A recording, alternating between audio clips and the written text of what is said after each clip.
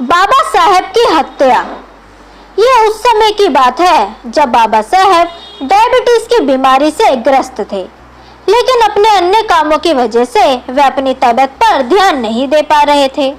तब ही उन्होंने एक नर्स को अपने पास रखा जो कि उनकी देखभाल कर सके और समय पर उन्हें दवाई दे सके।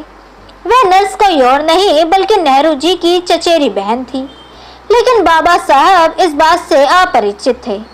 नर्स का उनके साथ 24 घंटे रहना लोगों की आंखों में खटकने लगा और सभी लोग उन्हें बाबा साहब की रखेल कहने लगे।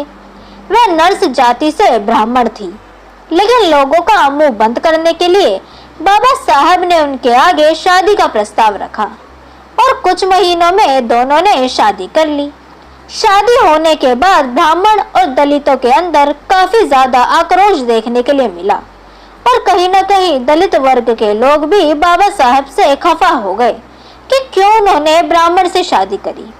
बाबा साहब पार्लियामेंट में पेश करने के लिए जो भी बिल पास करने की सोचते उसे घर में ही एक फाइल के अंदर लिख लेते और जैसे ही वे अगले दिन पार्लियामेंट में बिल को पेश करते वे ये मानते कि वहां के लोगों को पहले से ही इस बिल के बारे में पता है। पहले उन्हें लगा कि शायद उनकी ये कोई गलतफहमी होगी, लेकिन जब धीरे धीरे हर बार हर बिल के साथ ऐसा होने लगा तो उनके दिमाग में कहीं ना कहीं सवाल खड़ा हो गया कि ये कैसे हो रहा है। एक दिन बाबा साहब ने अपनी पत्नी से कहा कि मैं आज घर थोड़ा देर से आऊंगा, तो तुम खाना खाकर सो जाना।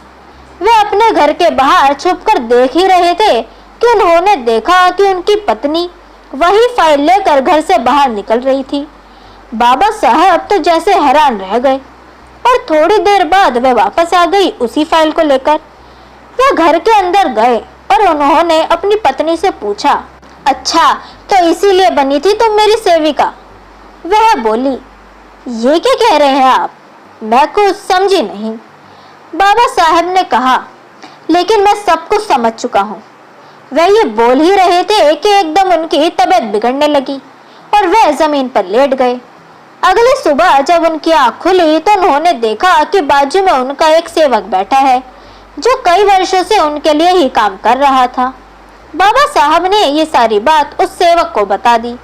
वह सेवक अपने घर गया और इस बारे में अपनी पत्नी से चर्चा करी।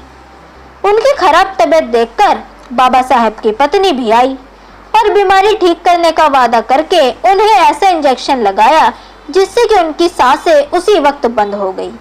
ये जानते हुए भी कि अब बाबा साहब नहीं रहे, वह उसी तरह उनके ऊपर चादर ढककर वहीं उस कमरे में बैठ गई जैसे कुछ हुआ ही ना हो। अगली सुबह जब सेवक बाबा साहब के घर गया तो उसने पाया कि बाबा साहब की मृत्यु हो चुकी है। उसने शोर मचाया, सभी लोगों को फटाफट बुलाया। इंजेक्शन कमरे में पड़ा देख वह समझ गया कि ये इनकी पत्नी का काम है। बाबा साहब की मौत की खबर से लोगों के दिलों में काफी ज्यादा आक्रोश पैदा हो गया। वे उनकी पत्नी को फांसी की मांग करने लगे।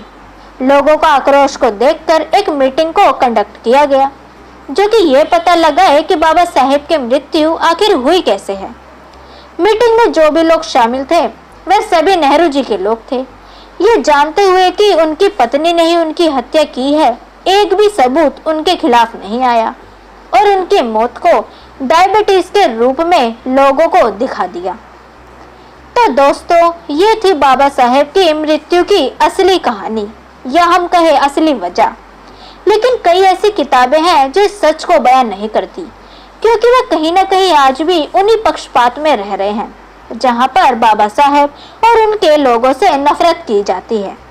तो दोस्तों, आज की इस कहानी से हम ये सीख ले सकते हैं कि कोई भी आपका अपना आपको धोखा दे सकता है। वह बात अलग है कि बाबा साहब के लिए उनकी दूसरी पत्नी कभी अपनी थी ही नहीं, लेकिन आप किसी पर भी आंख बंद करके भरोसा ना करें। जितना हो सके हर किसी को संदेह में रखें और अपनी बातें और अपने निजी दस्तावेजों को ऐसे लोगों से दूर रखें। तो दोस्तों, कैसी लगी आपको आज की ये कहानी, यह हमें कमेंट सेक्शन के थ्रू जरूर बताएं।